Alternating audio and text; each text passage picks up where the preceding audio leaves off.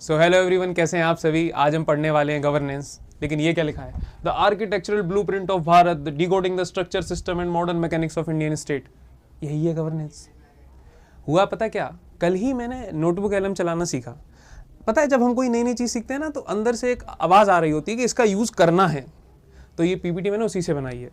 AI की English देखो कितनी खतरनाक है। The architectural blueprint of Bharat. बेटा, हम उत्तर प्रदेश से हैं, एक लाइन में तीनों लैंग्वेज बोल सकते हैं, हिंदी, उर्दू, इंग्लिश। तो ये ठीक है, सीख जाएंगे धीरे धीरे। लेकिन हाँ, एआई बड़ा खतरनाक हो सकता है। पॉलिटिकल साइंस पढ़ाना है और पहले कंट्रोवर्सी यहीं से शुरू हो जाएगी। भारत, इंडिया क्यों नहीं? लिख देते हैं भारत, दैट इज इंडिया। अच्छा, ये बड़ा वायरल हुआ था एक समय तक कि भारत होना चाहिए कि इंडिया होना चाहिए। आपको क्या लगता है? मेरी व्यक्तिगत मत है इस चीज़ को लेके कि दोनों ही होने चाहिए। लेकिन हमारा जो आर्टिकल 1 है ना, ये article 1, India that is Bharat, यार पहले भारत लिखा होना चाहिए। उसका रीज़न है, भारत हमारे हिंदी का शब्द है, हमारे ही भाषा का शब्द है। बाकी अपने पर्सनल व्यूज़ आप रख सकते हैं, मैं नहीं कह रहा कि मेरी वजह से बदल लो अपने व्यूज़। सबको अपने व्यूज़ रखने का अधिकार है, इसी को तो डेमोक्रेसी कहते हैं। खैर, आज हमें पढ़ना है गवर्नेंस। देखो, गवर्नेंस क्या होता है, आपने सुना होगा, ये मंत्री ये काम करेंगे, डीएम साहब ये काम करेंगे, एसपी साहब ये काम करेंगे।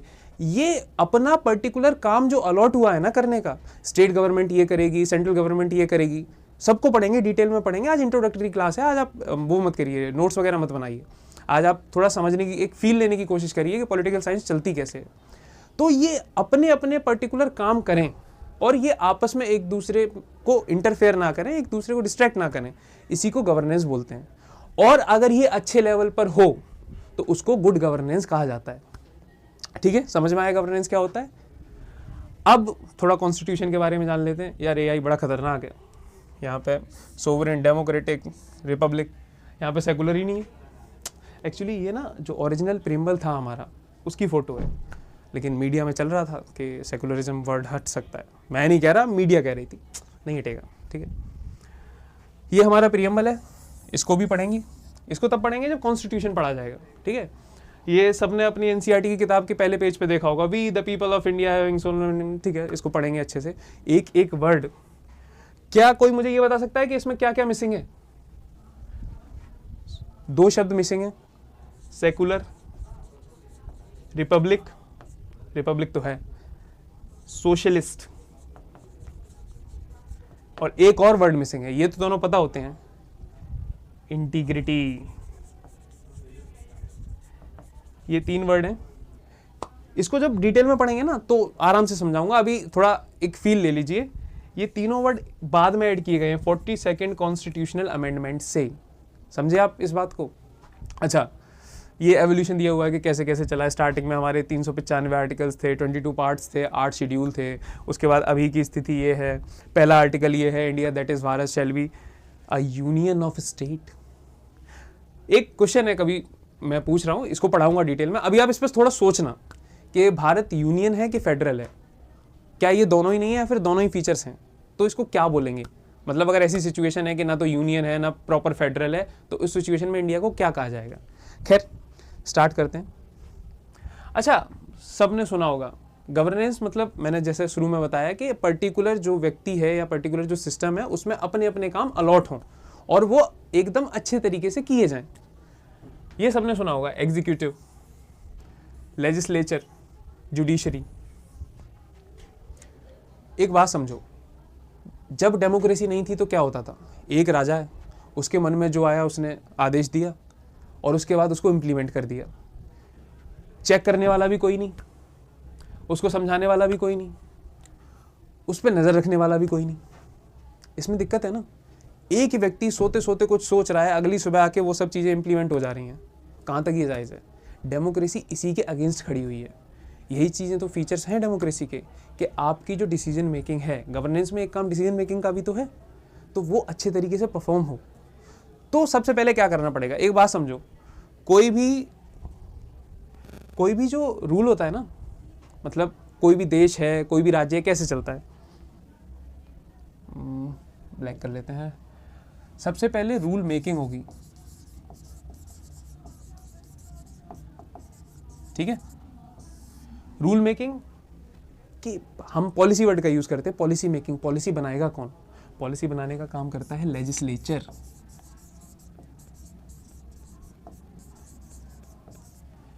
आपने सुना होगा लोकसभा राज्यसभा, ये दोनों ही सेंट्रल लेजिस्लेचर के पार्ट हैं। एक क्वेश्चन है, अभी मैं पहले दिन आपके अंदर क्यूरियोसिटी जगा रहा हूँ, कभी सोचना कि दो हाउस क्यों रखे गए? मतलब एक भी तो हो सकता था, लोकसभा अकेला होता या फिर राज्यसभा अकेला होता, ऐसा क्यों कि दो हाउस रखे गए? इसको भी पढ़ेंगे हम डिटेल में। अब रूल बना लिया, इसको इम्प्लीमेंट भी तो करना है, रूल इम्प्लीमेंटेशन।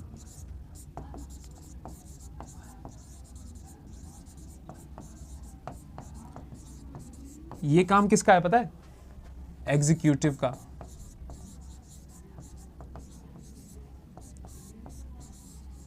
बहुत इंपॉर्टेंट पार्ट है, ये भी इंपॉर्टेंट है। आप लोगों ने सुना होगा, मतलब हम एग्जीक्यूटिव सेलेक्ट नहीं करते, हम अपने एमपी सेलेक्ट करते हैं। Executive is selected by president, ठीक है।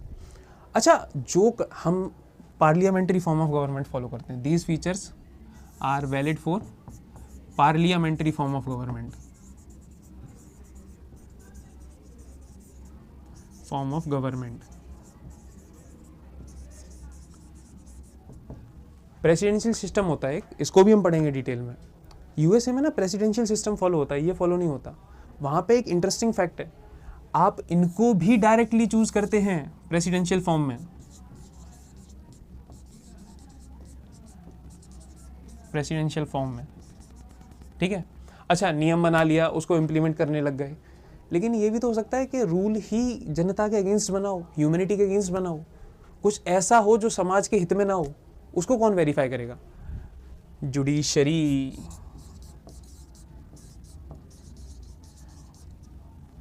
किस बेसिस पे वेरीफाई करेगी? क्या लगता है आपको? आर्बिट्री कर दें इसको, या इसको भी सिलेक्ट करने लग जाएं, मतलब इसके लिए वोटिंग करने लग जाएं कि हम जज बनाएंगे सिलेक्ट करके, तो फिर इनमें अंतर क्या रह जाएगा?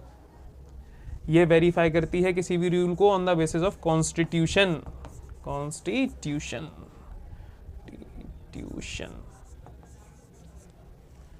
ठीक है। 3 पार्ट्स हैं, लेजिस्लेचर, एग्जीक्यूटिव, जुडिशरी। तीनों को ही हमें अपकमिंग लेक्चर्स में डिटेल में पढ़ना है, एक एक पार्ट को हम समझेंगे और आराम से समझेंगे। खैर, आगे बढ़ते हैं। जस्टिस, न्याय, सुप्रीम कोर्ट बहुत न्यूज़ में रहता है। अभी फिलहाल ही एक केस हुआ था, एनसीईआरटी ने कुछ तो पब्लिश कर दिया था, तो फिर उसको हटाना पड़ा। सुप्रीम कोर्ट ने ऑर्डर दिया कि ये नहीं होना चाहिए। खैर, वो कंट्रोवर्शियल टॉपिक है, थोड़ा सोचना पड़ेगा उसके बारे में। हम लोगों को डायरेक्टली व्यू देना गलत है, लेकिन हाँ, उसको एनालिसिस हम कर सकते हैं, ठीक है। कोर्ट्स कितने तरीके के होते हैं? सुप्रीम कोर्ट आप सबने सुना होगा, हाई कोर्ट आप सबने सुना होगा, उसके बाद डिस्ट्रिक्ट कोर्ट होते हैं, और उसके बाद सबऑर्डिनेट कोर्ट्स होते हैं। ये सारे हमारे कॉन्स्टिट्यूशन जब मैं पढ़ाऊंगा तो आपको सबको डिटेल में पढ़ना है। Supreme court sole protector of constitution, मतलब अगर आपके फंडामेंटल राइट्स वायलेट हो रहे हैं तो आप सीधा यहाँ जा सकते हैं। आपने सुना होगा बहुत बार कि सुप्रीम कोर्ट ने सरकार का ये डिसीजन पलट दिया, वो डिसीजन पलट दिया।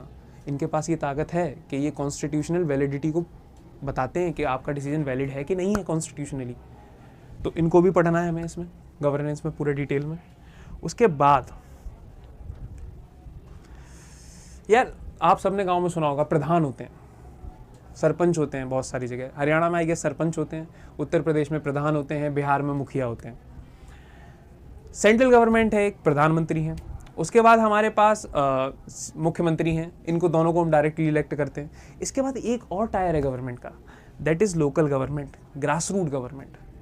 अच्छा, क्या ज़रूरत है इन चीज़ों की ऐसे डिवाइड करने की? मतलब अगर ऐसा ही हो कि सिर्फ सेंट्रल गवर्नमेंट है, क्या दिक्कत है इसमें? या फिर ऐसा ही हो कि सिर्फ ये दो हैं, ये नहीं है? आराम से समझो, एक व्यक्ति दिल्ली में बैठ के पूरे देश के लिए डिसीजन ले रहा है। कितना अच्छा हो कि अगर जो एरिया है, कोई रीजन है, तमिलनाडु का कोई एरिया है, तो वहाँ के जो स्पेसिफिक इश्यूज हैं वो वहाँ के लोग ही ज़्यादा अच्छे से एड्रेस कर सकते हैं। तो लोकल गवर्नमेंट और स्टेट गवर्नमेंट का होना बहुत ज़रूरी है। एक फैक्ट बताता हूँ आपको, अभी हम पढ़ेंगे इसको कि सब्जेक्ट्स हैं, मतलब जब ये कॉन्स्टिट्यूशनल अमेंडमेंट हुआ, ये अभी होगा इसमें, एक सेकेंड, हाँ, ये जब कॉन्स्टिट्यूशनल अमेंडमेंट हुआ ना 1992 में, मतलब ये जो लोकल गवर्नमेंट का क्रिएशन हुआ, 73rd अमेंडमेंट, 74th अमेंडमेंट, तो इनमें ना कुछ सब्जेक्ट रखे गए कि जो लोकल गवर्नमेंट है, जो प्रधान है या सरपंच है, ये किस इशू पर जो है लॉ बना सकते हैं। तो इसको लेके ना बहुत कॉन्ट्राडिक्शन है। मतलब कुछ स्टेट्स ने क्या किया है, जैसे मान लो एक एग्जांपल दे रहा हूँ, 29 सब्जेक्ट्स हैं जो कॉन्स्टिट्यूशन ने बोला है कि आप अपने लोकल गवर्नमेंट को अलॉट करो। ये अलॉट करने का काम स्टेट गवर्नमेंट का है कि इन पे लोकल गवर्नमेंट जो है रूल बनाएगी। ये मर्जी है उनकी, इसमें से कितना भी अलॉट कर सकते हैं। अब समझो, जब लोकल लोगों को अपना डिसीजन मेकिंग का मतलब मौका मिलता है ना, तो वो स्टेट ज़्यादा अच्छे से ग्रो करता है। हमारे देश में एक स्टेट है केरला,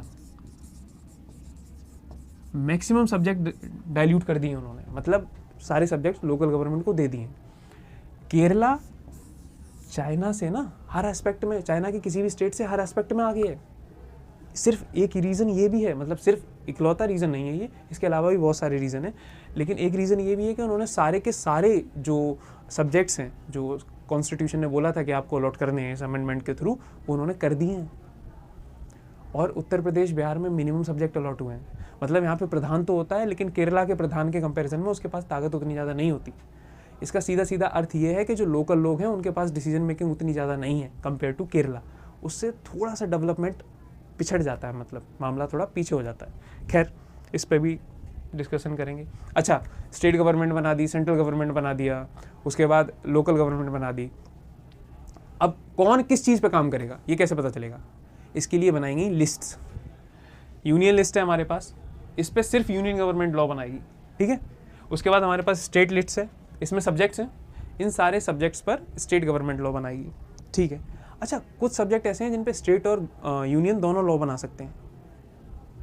किसको बनाना चाहिए फिर? मतलब मान लो कुछ ऐसा हो गया कि स्टेट ने भी लॉ बना दिया, सेंट्रल ने भी लॉ बना दिया, तब तक तो ठीक है जब तक लॉ एक ही जैसे हैं। लेकिन मान लो कि लॉ में कॉन्ट्राडिक्शन आ गया दोनों में, तो उस पर, मतलब मैं कंकरेंट लिस्ट के सब्जेक्ट्स की बात कर रहा हूँ, तो उस पर जो सेंट्रल गवर्नमेंट है उसका लॉ प्रिवेल करेगा, मतलब उसको माना जाएगा, स्टेट गवर्नमेंट के लॉ को नहीं माना जाएगा। अब आपको समझ आ रहा होगा कि अगर हमारा देश प्रॉपर फेडरल होता तो स्टेट गवर्नमेंट की ज़्यादा चलती, लेकिन यूनियन गवर्नमेंट की ज़्यादा पहुँच है, मतलब लॉज को लेके। अगर वो कॉन्ट्राडिक्शन करेंगे स्टेट गवर्नमेंट के साथ तो उनकी बात मानी जाएगी। भारत थोड़ा सा यूनियन गवर्नमेंट की तरफ टिल्टेड है, समझो इस चीज़ को डिटेल में, ठीक है। ये हो गया। अच्छा, उसके बाद एक और चीज़, अभी मैंने डिसेंट्रलाइजेशन की बात की, जो मैंने प्रोसेस बताया ना कि हर टीयर पे गवर्नमेंट होनी चाहिए और उनके पास ताकत होनी चाहिए, इसको बोलते हैं डिसेंट्रलाइजेशन ऑफ गवर्नमेंट।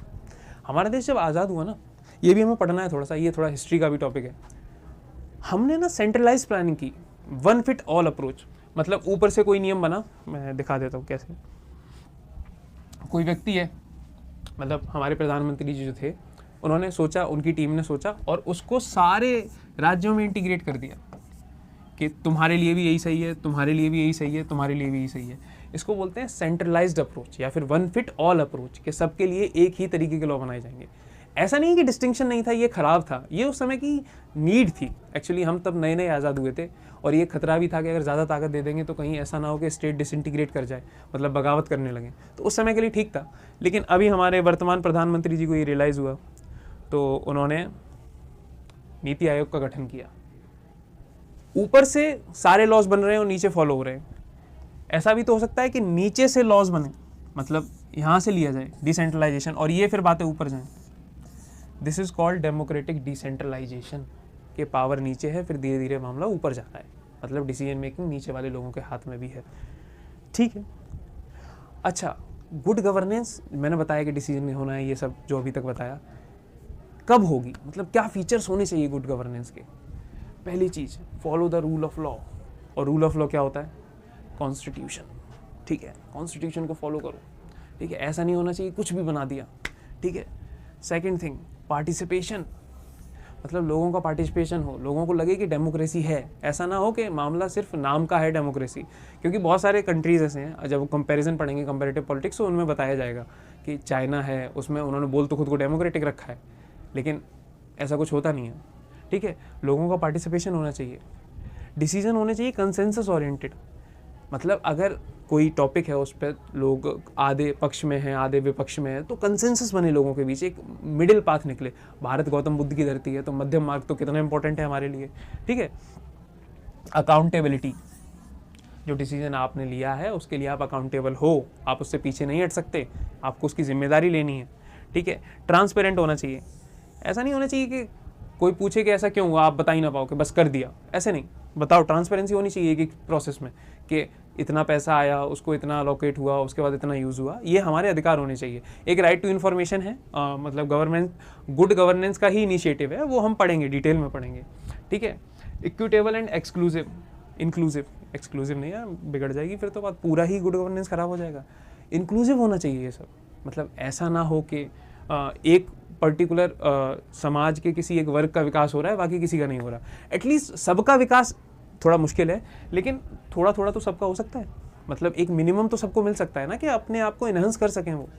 हमारे प्रधानमंत्री जी का तो वैसे ही नारा है कि सबका साथ सबका विकास, ना खाऊंगा ना खाने दूंगा, ये थोड़ा कंट्रोवर्शियल हो जाएगा, ठीक है। इफेक्टिव एंड एफिशिएंट, मतलब जो डिसीजन लिया है उसकी प्रॉपर इम्प्लीमेंटेशन हो, वो इफेक्टिव हो, ऐसा नहीं हो कि करप्शन हो रहा है।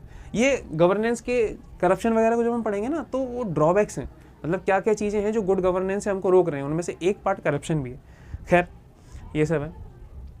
एक स्मार्ट अप्रोच है, ये हम जो एप्लीकेशन है, अप्लाइड पार्ट है गवर्नेंस का, उसमें ये सब पढ़ेंगे गवर्नमेंट का। Simple, moral, accountable, responsible, transparent, smart, ठीक है, वही सारे फीचर्स लिखे हुए, इसको भी करना है।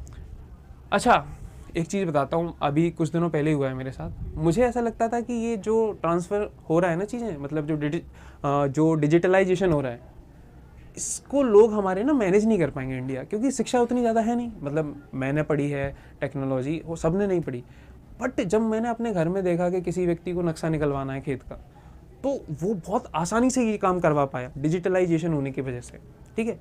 तो ये सारे इनिशिएटिव्स हैं, भूमि इनिशिएटिव, ठीक है, कर्नाटका गवर्नमेंट का और सेंट्रल गवर्नमेंट का। उसके बाद CS common service centres internet के लिए, ठीक है, स्मार्ट कार्ड ड्राइविंग लाइसेंस उसके लिए, ये सब अप्लाइड पार्ट है। ये अपकमिंग लेक्चर्स में हम पढ़ने वाले हैं। थोड़ा बोरिंग भी होता है ये, लेकिन हाँ जानना चाहिए आप लोगों को ये सब कैसे होता है, वरना समाज में मजाक उड़ाया जाता है कि नया लड़का है, इसको पता ही नहीं ये सब कैसे चलता है, तो फिर किस बात का नया लड़का। खैर यही सब हमें पढ़ना था, ये हमारा पर्पज़ है, क्यों करना चाहिए। Cooperative federalism, smart governance, United Nations 8 principles, ये सब भी हमें पढ़ना है, ठीक है। तो ये हम पढ़ेंगे अपकमिंग लेक्चर्स में। तब तक के लिए बाय बाय।